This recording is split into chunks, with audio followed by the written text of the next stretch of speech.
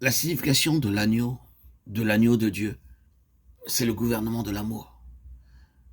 D'emblée, on remarque que l'agneau apparaît pour la première fois au verset 9, chapitre 21-22 du livre de l'Apocalypse, après qu'il a été présenté en relation avec l'épouse. Je te montrerai l'épouse, la femme de l'agneau. Tout de suite après, nous retrouvons l'agneau au verset 14.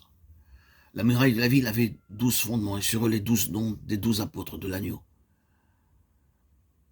Le fondement de cette muraille est l'amour. Ces fondements portent l'inscription de l'agneau. Et que représente cette muraille, que symbolise-t-elle? L'amour. Pour beaucoup d'entre vous,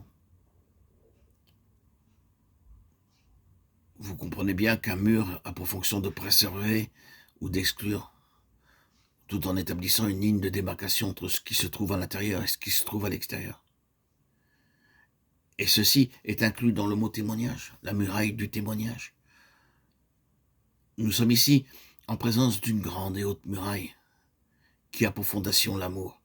Et quand on considère les dimensions de la muraille de cette ville, on s'aperçoit qu'elle est d'une étendue, d'une hauteur considérable, puisqu'elle représente tout simplement la plénitude de l'amour de Christ.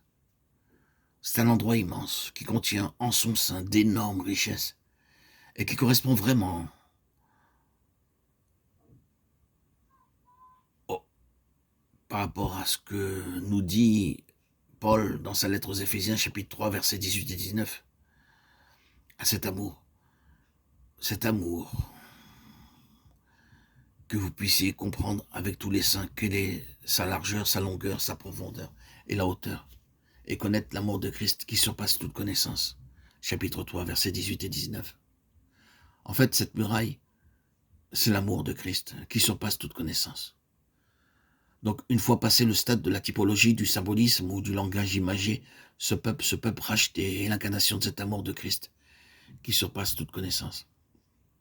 La longueur nous ramène à l'éternité passée, au bien-aimé du Père auquel celui-ci, dans son grand amour, a fait don d'un puissant héritage.